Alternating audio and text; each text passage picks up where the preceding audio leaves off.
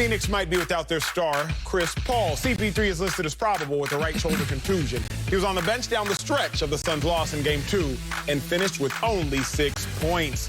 Joined by NBA analyst Chris Broussard, but Marcellus, do the Suns need a healthy Chris Paul to beat the Lakers? No, they actually don't. I know it sounds a little counterintuitive, but they don't. Chris Paul's the difference maker in getting this team over the hump into the playoffs. But if you take a deeper dive into his impact on this team, you're going to come to realize that they can win without Chris Paul. One, let me answer the question in the simplest form. Yeah, y'all can win without Chris Paul because basically you did that in Game 1. Like, Chris Paul got injured in Game 1, and they finished that game with a W without Chris Paul. Game 2 was a little different as he was in and out the lineup, and obviously the second half only playing 7 minutes, and they took a close loss to the Lakers. But let's talk about Chris Paul in terms of impact. And these numbers, pretty surprising, but I've heard them before with some star players. And this is not to slight Chris Paul, it's just to show you and highlight the impact that he has on this team. He only missed 2 games in the regular season. The Suns were 2-0 in those 2 games. Suns have an 88% win percentage when Chris Paul plays 30 minutes or less. 60% when he plays more than 30 minutes. Interesting. Suns, 73% in wins when he scores 10 or fewer points. 61% when he scores 20 or more. Wait a minute. Did I just highlight that more is less with Chris Paul? To a point.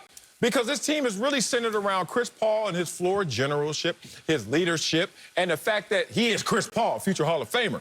And obviously, in waning moments, especially in Game 2, those last 5 minutes, you need that type of leadership that wasn't existing. But let's talk about Devin Booker. Let's talk about DeAndre Ayton. And in this series, let's call him what he really is, DeAndre Ayton off of Anthony Davis. Those are the guys that are going to get this situation rolling for the Phoenix Suns. So if you win Game 1 without Chris Paul, basically, you can do it again. And that's the mindset of these Phoenix Suns. Suns have no chance without Chris Paul. So I love borrowing your quality takes. I usually like to borrow them after a duration of months or weeks because you'll forget that you said it. But sometimes the take is so good, I just got to borrow it even if it was just yesterday. Oh. Marcellus, yesterday you said something that was incredibly wise. You said that the Suns, they throw a punch with DeAndre Ayton, with Devin Booker. However, anybody that knows anything about boxing, about baseball, even about throwing discus and track and field, the length of the throw or the impact of the punch or the swing doesn't actually come from the upper body.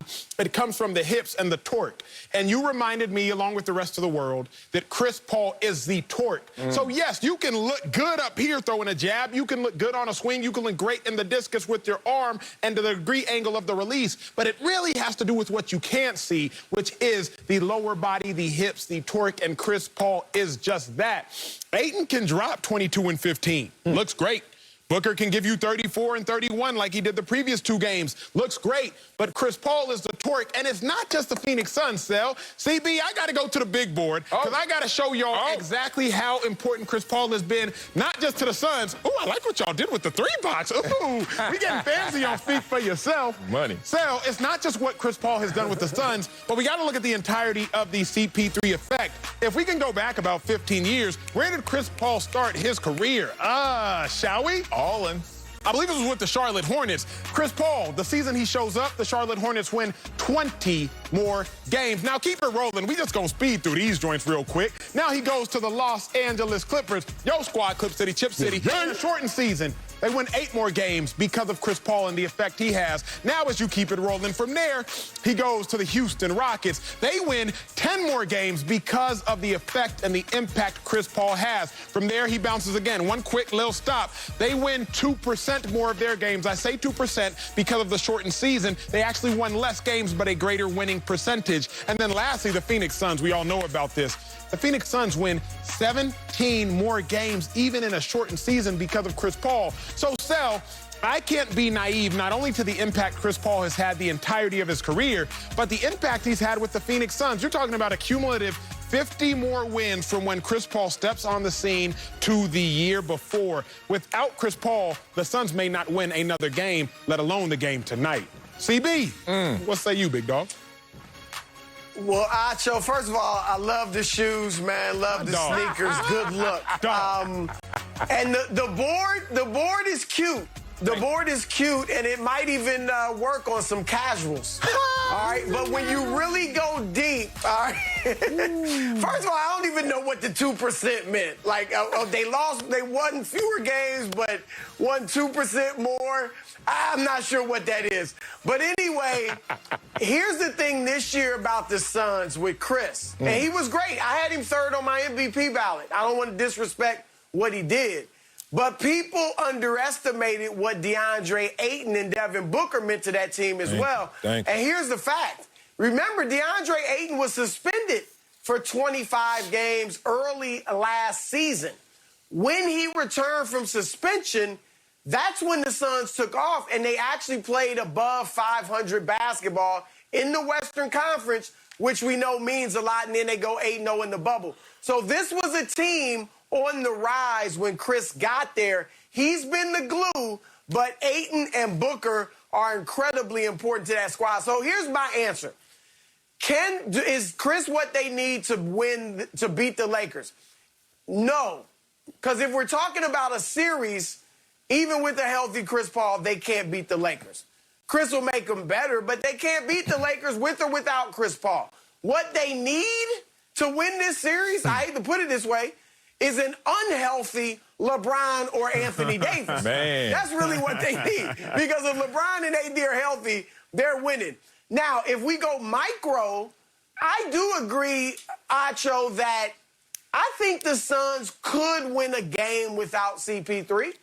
You know, Devin Booker can probably feel rightly like, hey, I've been the best player in this series so far. DeAndre Ayton is eating, as Marcellus said. So the Lakers have not yet demoralized Phoenix. They've not yet proven to the Suns themselves that we're just a better team. You can't play with us.